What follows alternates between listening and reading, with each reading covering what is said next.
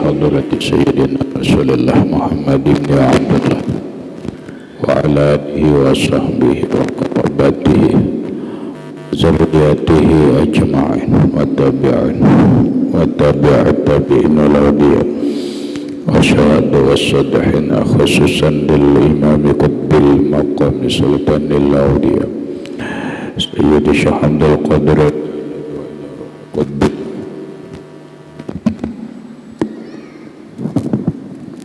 Sayyidil Imami Abi Yazid Al-Bustami wa Ruh Qutbil Alami Sayyidil Imami Abi Hamid Muhammad bin Muhammad Al-Wazmi Sayyidi Syekh Muhammad bin Abdul Kiran Summal Al-Banjali Sayyidi Syekh wa Murabbir Ruhi Sayyidi Syekh Muhammad جميع مشايخنا ومشايخهم لهم الفاتحة أعوذ بالله من الشيطان الرجيم بسم الله الرحمن الرحيم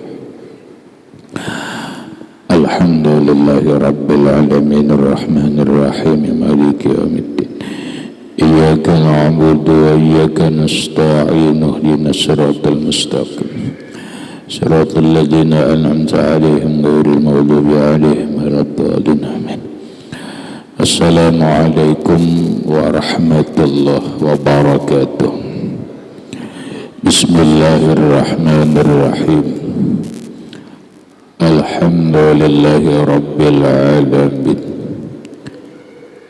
وبه نستعين وعلى أمور الدنيا والدين والصلاة والسلام على أشرف الأنبياء والمرسلين سيدنا وحبيبنا وشفيعنا وطبيب قلوبنا محمد وعلى آله وصحبه أجمعين وسبحان الله والحمد لله ولا إله إلا الله والله أكبر لا حول ولا قوة إلا بالله العلي العظيم السلام عليك يا سيدي يا رسول الله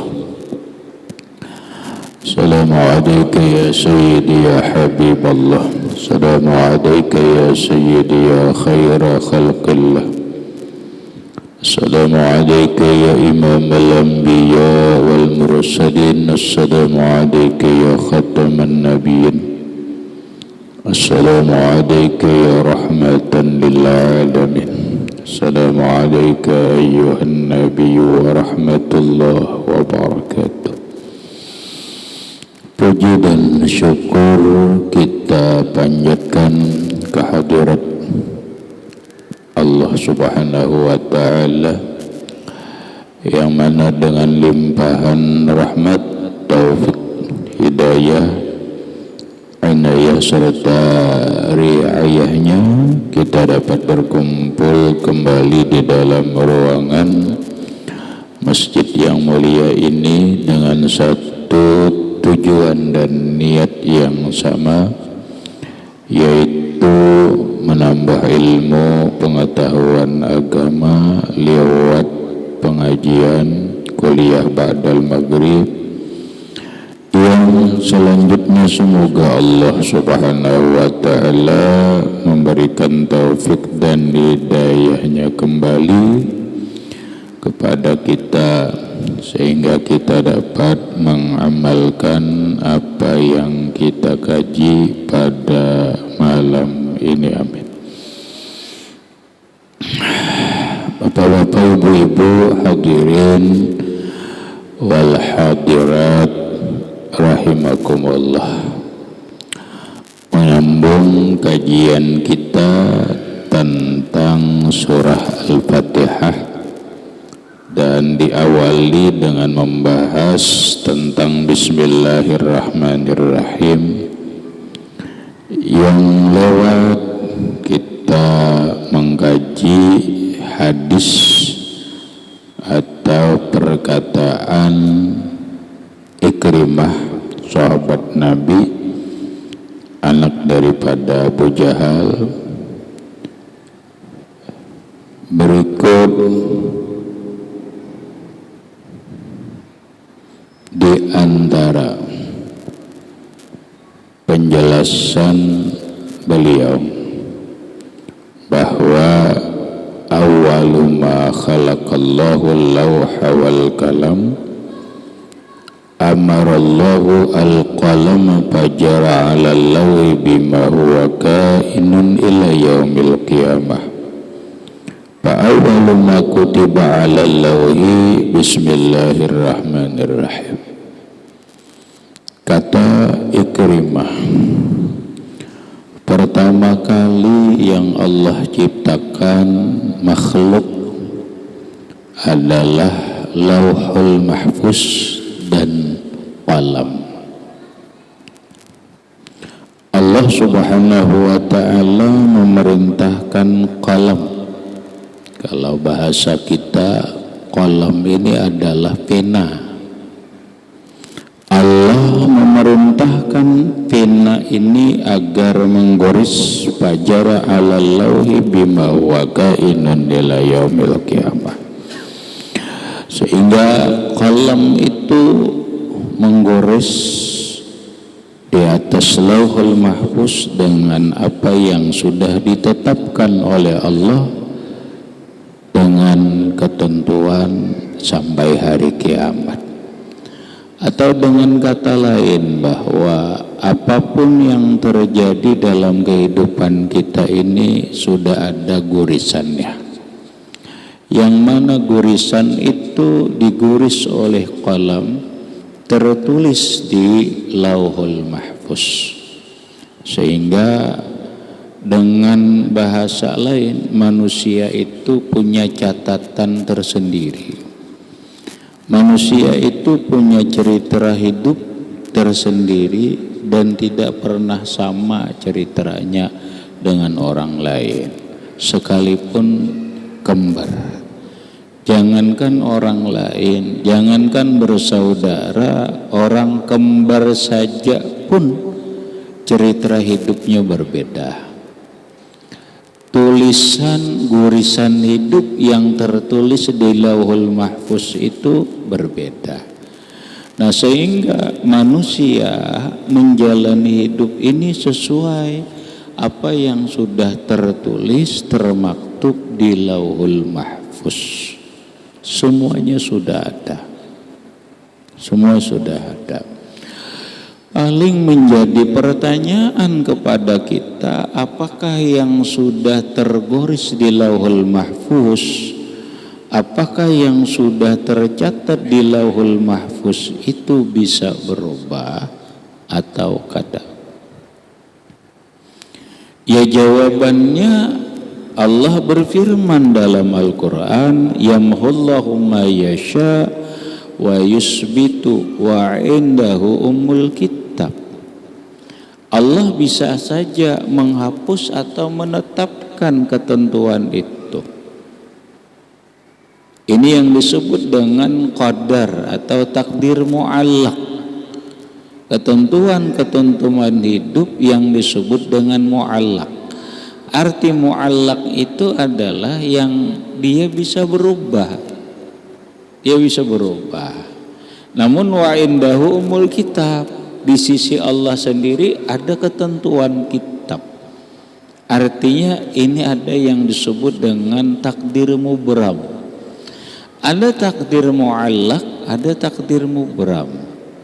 Takdir mu'allaq itu takdir yang bisa berubah sesuai dengan ketentuan Allah juga berubahnya. Namun dia bisa berubah. Nah, yang tidak bisa berubah itu adalah takdir mubram. Namun takdir mubram ini hanya Allah yang tahu. Halnya Allah yang tahu. Sedangkan gorisan-gorisan kalam yang diberitahukan kepada para malaikat atau yang sering kita dengar, dan ini menjadi sebuah pengetahuan bahkan keyakinan kita, setiap malam nisfu Sya'ban kita selalu ada penjelasan bahwa malam ini adalah malam penutupan sekaligus pembukaan kembali catatan amal hamba. Begitu keterangan. Apa maksudnya? Maksudnya adalah Allah Subhanahu wa ta'ala memberitahu kepada para malaikat takdir mu'allaq kepada para malaikatnya yang terjadi untuk hamba itu di malam nisfu Sya'ban. Itu semua yang diberitahu kepada para malaikat itu adalah takdir mu'allaq. Sama kadang-kadang umpama ada riwayat di antara karamat wali itu bisa membaca apa yang akan terjadi, sedangkan yang akan terjadi itu sudah tertulis di Lauhul Mahfuz. Ini berarti mereka ini bisa melihat takdir orang. Apa ini benar? Sebagai karamat boleh kita katakan benar. Salah satu contohnya adalah Syekh Abdul Qadir Jailani di dalam kitab Uqudullahi. Syekh Abdul Qadir Jailani berkata, tidak terbit matahari kecuali aku dinampakkan oleh Allah Subhanahu wa ta'ala apa yang akan terjadi hari ini dan besok hari. Berarti Syekh Abdul Qadir Jailani dinampakkan Allah Subhanahu wa ta'ala melihat apa yang ada tercatat di Lauhul Mahfuz, sehingga beliau tahu apa yang terjadi hari ini dan besok hari. Imam Abul Hasan Asyadzili dalam satu kitab kalau kada salah mengutip perkataan dalam kitab Al-Bahjatus Saniyah, Syekh Abul Hasan Asyadzili berkata, laula ta'addabtu an jaddi Rasulillah sallallahu alaihi wasallam laqultu hadza sa'idun wa hadza syaqiyun. Kata Imam Abul Hasan Asyadzili, pendiri Tarekat Syadziliyah, seorang wali kutub besar, beliau berkata, jika aku tidak beradab dengan datukku Rasulullah, niscaya aku bisa mengatakan si fulan ini masuk surga, si fulan ini celaka hidupnya, si fulan ini begini, si fulan ini begini. Kenapa? Karena kata beliau, aku diperlihatkan Allah Lauhul Mahfuz, apa yang tertulis di Lauhul Mahfuz.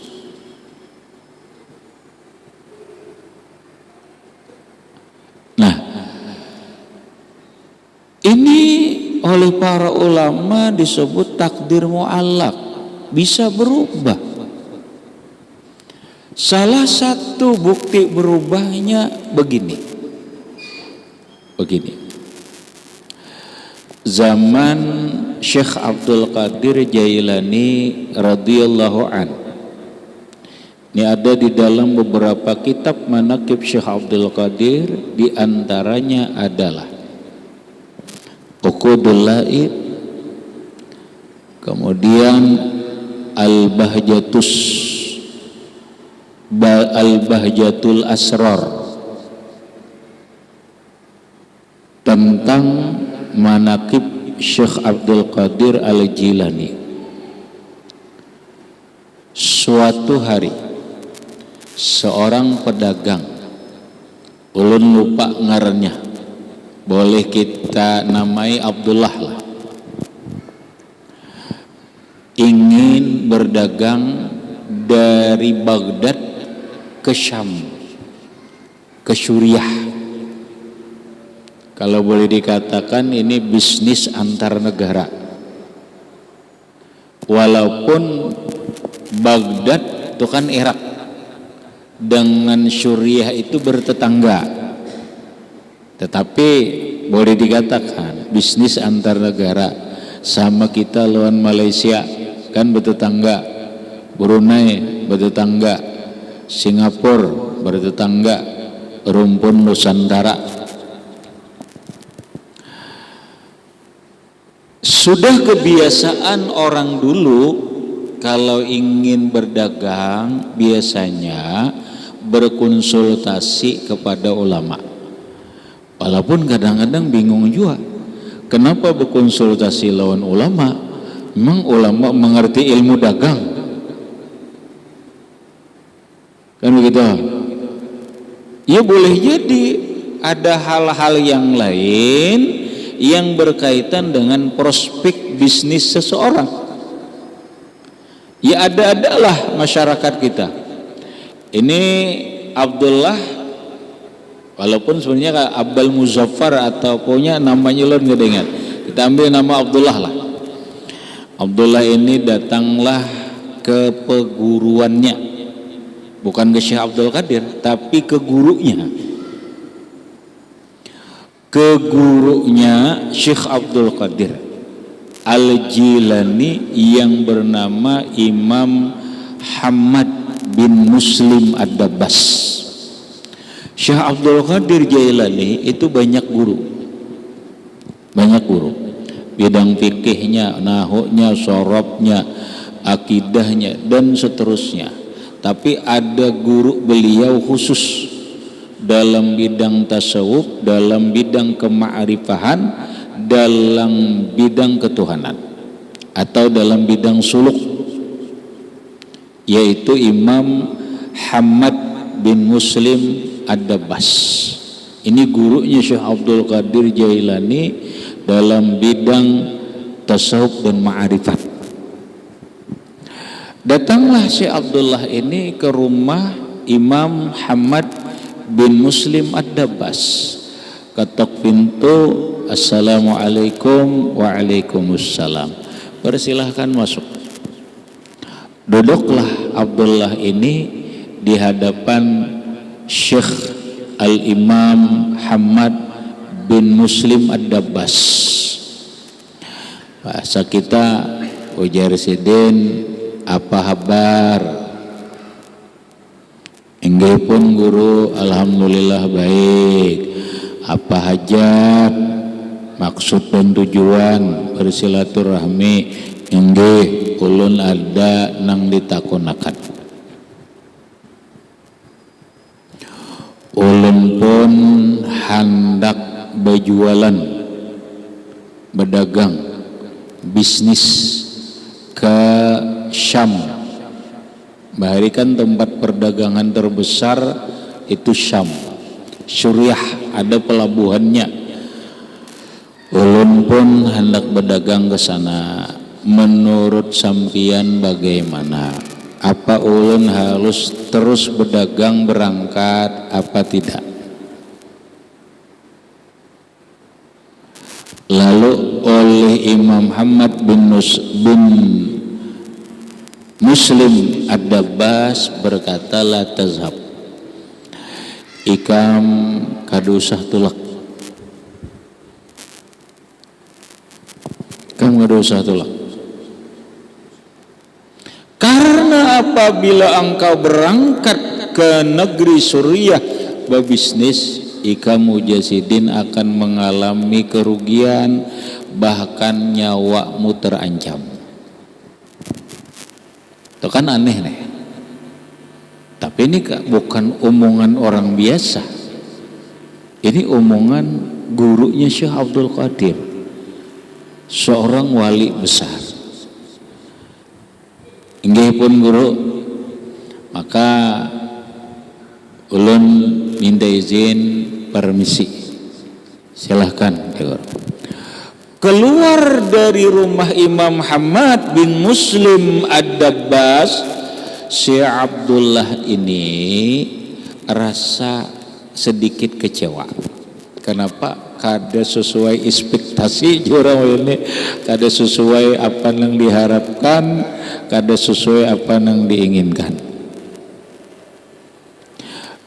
Jaka bahasa kita, barang sudah disiapkan, tiket tinggal berangkat. Datang ke wadah guru, ujar guru jangan berangkat. Kayak apa rasanya hati? Nah, rupanya di balik kegalauan dan kegundahan hati ini tak ingat lawan Syekh Abdul Qadir Al-Jilani. Ujar Syekh Abdullah, hendak ku datangi hanah Syekh Abdul Qadir. Kayak apa pendapat sidin? Kayak apa pendapat sidin? Berangkat menuju rumah Syekh Abdul Qadir Jailani. Ketuk pintu, tok tok tok tok, dibukakan. Assalamualaikum. Waalaikumsalam, silahkan masuk. Apa kabar Syekh Abdul Qadir Jailani? Inggih pun ulun guru ae rencana hendak tulak berdagang ke Syam, ke Suriah. Menurut sampian ini kayak apa? Padahal sudah tadi pada perguruan Syekh Abdul Qadir, jangan sudah di Syekh Abdul Guru Syekh Abdul Qadir Jailani memberikan jangan tulak. Apa jawaban Syekh Abdul Qadir Jailani? Ujar Syekh Abdul Qadir Jailani, berangkat hai kamu. Berangkat. Ikam akan mengalami keuntungan dan jiwamu selamat. Ya Allah, bertolak belakang dengan guru. Paguruan Imam Muhammad bin Muslim Ad-Dabbas, jangan berangkat, ikam akan rugi dan jiwamu terancam. Berangkat sini kan? Untuk selamat. Omani meyakinkan banget ini. Oleh Abdullah yakin apa yang diucapkan oleh Syekh Abdul Qadir Al-Jilani. Berangkat sampai ke negeri Syam, ke Suriah. Bisnis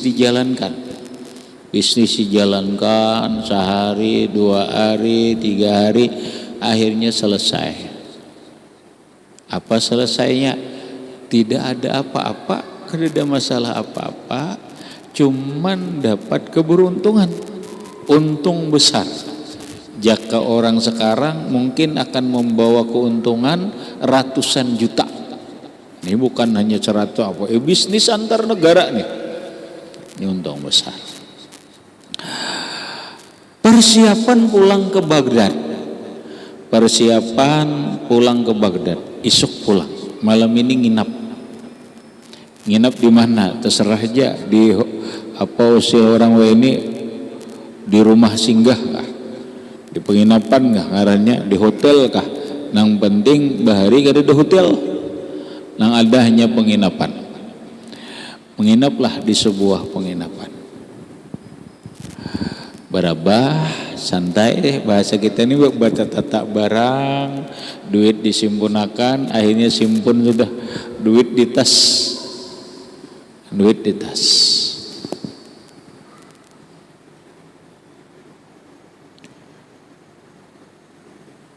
Ketentuan Allah berlaku.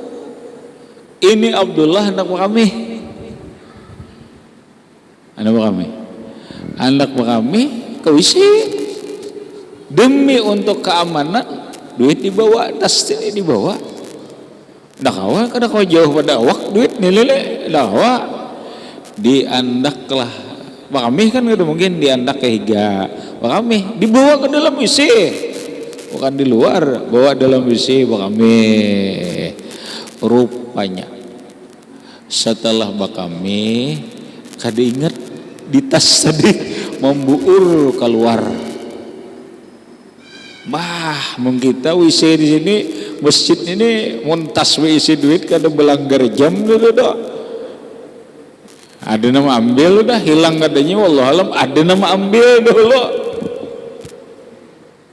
Ada nang belanggar nang seharian nah. Ada nama ambil. Ada ini bang, kada ingat. Masuklah ke kamar. mata riet langsung taguringan. Ada tahu lagi ini urusan tas, ada tahu lagi ini padahal ini penyewaan duit ini kadang nang gampang-gampangan ini berapa ratus juta ini. Asyik guring. Begitu asyik guring ternyata mimpi. Mimpinya apa? Mimpi, dalam mimpi tadi membawa tas, bawa barang, datang serombongan perampok. Dalam mimpi segerombolan perampok datang, merampok barangnya, diambil barang, habis barangnya habis. Setelah barangnya habis diambil oleh sekelompok perampok, kepala perampok menghunuskan pedang menimpas. Dang! Di sini takajud. Ada timbas kita gini, mau ditimbas orang guring, tapi itu bisa takajud, bangun, menggetar-getar ini, lapang mimpi ditimbas orang, dijapai gulu nang ditimbas tadi, melihat diri kada apa-apa nih, selamat aja, dijapai gulu, sakalinya berdarah, berdarah. Ini kenyataan atau apa? Kenyataannya berdarah, tapi kenyataan lain kada mati. Usut berdarah, tapi di diri kada apa-apa. Luka kada jua, cuma berdarah. Menggetar di saat udah kasih bulik aja lagi nih. Balakala kasih bulik aja, alhamdulillah. Dicari tas, iam kada am tas pulang nenek di mapan ini tas kada. Diingatakannya ada kawa ingatan nih biar nang kaya pajak mun kada diberi Allah ingat kacamata dihiga gin bisa kada ingat ya, kalau kada gin lupa. Akhirnya diberi ingatan oleh Allah, oh ingat tasku tertinggal di dalam WC, cari alhamdulillah kada hilang, bawa ke kamar tas, alhamdulillah harta kada hilang, jiwa selamat, untung. Mungkin inilah kasulik sudah berangkat, cakap itu pesawat nih dah, naik pesawat pulang sampai ke Baghdad, ingin menjadi orang yang baik, tolak bepadah lawan Syekh Abdul Qadir, maulah datang ada bepadah. Namun di dalam perjalanan ini hati ini gundah gulana. Hati gundah gulana ini bertanya-tanya hati nih, aku ini beilang kemana berdahulu? Amun beilang aku ke Syekh Abdul Qadir aja, sementara ada peguruan sidin Imam Muhammad bin Muslim Ad-Dabbas, masa aku meliung nang Tuha, kada beadab lawan nang Tuha. Ini peguruan Syekh Abdul Qadir. Tapi Syekh Abdul Qadir juga ucapan sidin bujur, aku untung, jiwaku selamat, sesuai dengan ucapan Syekh Abdul Qadir. Di saat keraguan dan gundah gulana itu, rupanya Imam Muhammad bin Muslim Ad-Dabbas tahu sidin berjalan beristilah mencari siapa? Mencari Hasan kalau ada salah, si Abdullah lah, Hasan, Abul Hasan ini bersampuk di jalan. Assalamualaikum. Waalaikumsalam. Guru. Ya. San, ikam kada usah ke rumahku berdulu. Ikam datangi Abdul Qadir dulu. Ikam berdulu aja ke Abdul Qadir gam. Kayaknya imbah ke rumah Syekh Abdul Qadir, ayo hendak ke rumahku. Akan apa dulu? Kayak ini senai. Aku ngisahkan lawan ikam. Sebenarnya aku melarang ikam itu karena aku melihat jelas di Lauhul Mahfuz Ikam ini dirampok orang dan dibunuh orang. Ikam ini dirampok orang dan dibunuh orang. Makanya aku melarang. Itulah yang aku lihat Lauhul Mahfuz tertulis. Takwi ikam tahulah zan. Dengan berkat Syekh Abdul Qadir Jailani, takdirmu dirubah Allah. Syekh Abdul Qadir